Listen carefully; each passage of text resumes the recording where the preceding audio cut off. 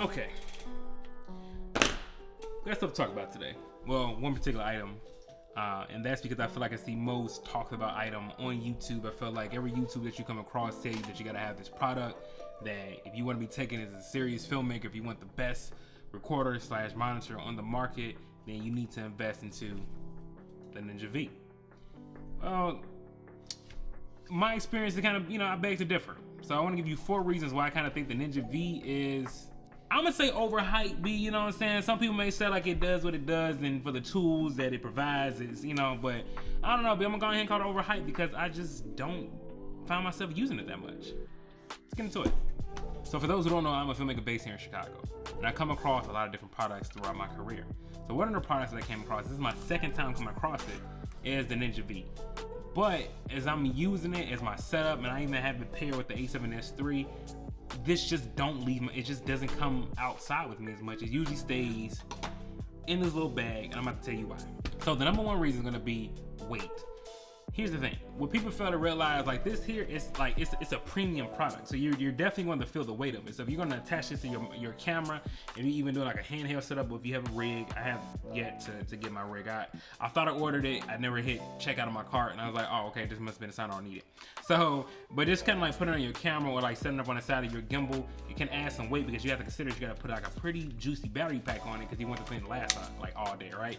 So you putting this on top of your camera, and then let's say if you have a mic, or or just a heavy lens setup, you're gonna add some considerable weight to your setup, especially if you're trying to do like something like a wedding. Now I actually tried to use this whole setup for a wedding with the cable, and at the time I had the Moza Air 2 with the GH5. Wow, won't do it again. Very cumbersome. The cable that I had to use was really thick. I mean, it was just like a pretty big, like a bad setup. So if you're somebody who's like a run and gun shooter, and especially if you're somebody like a one-man band or a one-woman band, this is something that you definitely want to consider when you're buying the Ninja V. Is definitely going to be the weight, because your setup is going to be heavier, and depending on what you're doing, it's going to weigh you down, which is going to affect your workflow. So moving on to number 2, which is going to be battery life. Now on the A7S III, the Sony cameras, from what I've seen, have great battery life anyway, but I've actually used this on the GH5 and the Fuji X-T4, and what I can say is it's definitely, since it's sending such a high signal, with that 2.1 or 2.0 HDMI signal coming through this Ninja V, it actually eats up your camera battery. Now I don't really see like a lot of people talking about that, which I think you actually should take into consideration when you're actually considering buying this product. If you're considering buying this product, I would definitely say consider maybe either using it like with accessory power, or like something like a dummy battery where your camera's gonna be plugged up, you're gonna be doing like a long interview. But if you're kind of using a camera that's like not like an A7S III, but like let's say a GH5, you can definitely bet it's gonna actually chew up that battery pretty quickly. You also have to consider the fact that you have to actually have a battery pack on the Ninja V as well. So we got a couple of these. Now the ones that I have, they last pretty decent time, I'm not gonna lie to you. But like, let's say if you get these here, these are 6600 milliamp hour batteries, and the other ones I got like 10,000 or so like that. So that's actually a considerable jump. But the same token too, if you're doing like an 8-hour shoot, that means you gotta at least walk around. We're just gonna say each battery gives you, with my newer batteries, we're gonna say each of those gives you 2 hours a piece, right? So you probably have to walk around like 4 batteries. But if you have like a GH5 and you kind of got these 6600 milliamp hour batteries, these joints only last me really like 40 minutes to an hour. Sorry, I had to preheat the oven, so that's what she was her beeping. I had to preheat this. I had to walk around with like too many of these batteries at the point. So like now again, they're adding to the weight, because now you're gonna add these bigger batteries. You have a lot of them depending on how long you're gonna be shooting. That's another reason why I'm like, man, like that to me out the gate, those are 2 big reasons why I feel like the Ninja V should be, this purchase should be taken a little bit more like serious, versus you just kind of buying it because a YouTuber told you to, or people recommended it. Like it's not that cut and dry, B. Like it's not like the weight and the battery life alone is something that you definitely want to consider when you're purchasing the Ninja V. Now moving on to number 3, which is actually gonna be storage, right? So when you're buying the Ninja V, and you're gonna be using, let's just say you're doing RAW and you got like an A7S III, fam, you're gonna real talk be like I think like a 1 minute clip or a 2 minute clip with something ridiculous like 30-40 gigabytes. Who Who about to put that in their workflow? Now I know what you think, you could just go ahead and edit out the SSD, but then you gotta buy more of these. Now granted, SSDs for the most part, for the storage that you're getting, are actually cheaper than, let's say, a UHS 2 SD card. Don't get me wrong, that's accurate.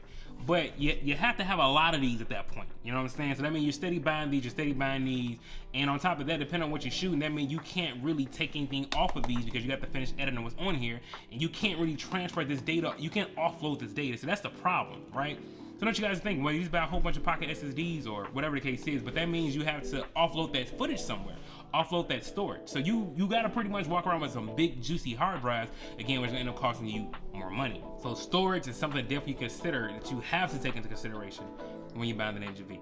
Before we move into the last, I'm gonna give you guys a bonus and also let you know about today's sponsor, which is me. So like I told you all before, I am a filmmaker based here in Chicago, but I also do YouTube consultations. So my very first channel actually gained over like 1.7 million views. I work with Lenovo, Samsung, like I work at a couple different companies to like sponsor my videos and actually give me free stuff even for Lenovo.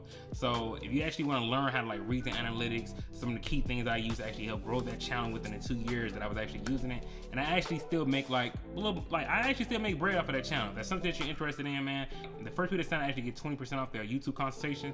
I make sure I link it down in the description below, but like that's what I do. I help you if you're kind of like in a rut and you can't figure out this YouTube thing and you're trying to figure out like at least where to start. Check out the link down in the description below. And then for the bonus, I ain't gonna lie to you, let's talk about the price. Now, here's the issue with the price. So you're thinking like the Ninja V is, let's go ahead and just look it up now because I forgot. So, hey Google, how much is the Ninja V atomos? Here is information from Amazon.com. All right, thanks, Issa. So the Ninja V right now is kind of going for $600, right? So you're like, all right, that's a good deal, but it don't come with nothing. It doesn't come with anything. So you still need to buy SSD. So factor in like another. I got this one on sale, but this is usually priced at $189, right? This is the 1 terabyte. So you gotta factor that in, right? So now you're putting $600 on top of Chicago out of Texas, $200. So now you at $800, right? You also need the cable. That cable actually makes a difference. The cable I guess like around $50, so like now you're around $850. Again, we still really factor in the tax part. So now we're at $850 with the cable with this. Then you also need batteries. Okay, so now you gotta get the batteries. The batteries can range like around $50 to $70. So we just wanna again the lower side another $50. So you at $900. You just bought this for $600. You have to buy another extra $300 with an accessories to actually just to get it to function the way you need it to. So you need batteries, the SSD, and a cable. And you need the proper cable to make sure it's gonna output the signal that you need to output. So within that right now, after taxes being Chicago at like 10.5%, you looking at a G. Okay, you're looking at a G easily. So if you buy this, just know it may say $600, but factor in another $400 when you buy this piece of equipment. Again, something else that I didn't hear most people talking about. Now, the last and final reason why I think the Ninja V is like, I'm a little even ticked off that nobody's ever mentioned this to me, that it just was never brought up in discussion, and none of the reviews that I saw, is that actually the screen is actually not calibrated. You actually got to calibrate the screen. Now I know what you guys are probably saying, well, if you're professional, you should calibrate the screen anyway. Look at me, listen. Most people are not doing that, okay? Most people are buying this because the reviews say, this is what you're gonna get. This is the perfect thing. If you want to, monitor your footage, you want false color, you want all of that. You just need this.